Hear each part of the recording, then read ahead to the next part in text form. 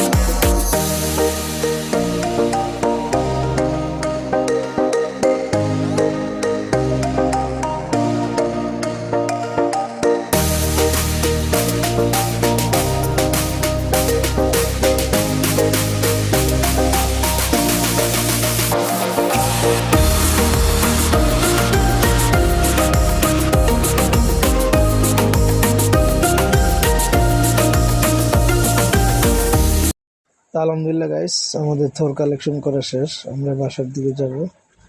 তো পরবর্তীতে কি হয় দেখতে থাকুন আমার সাথে।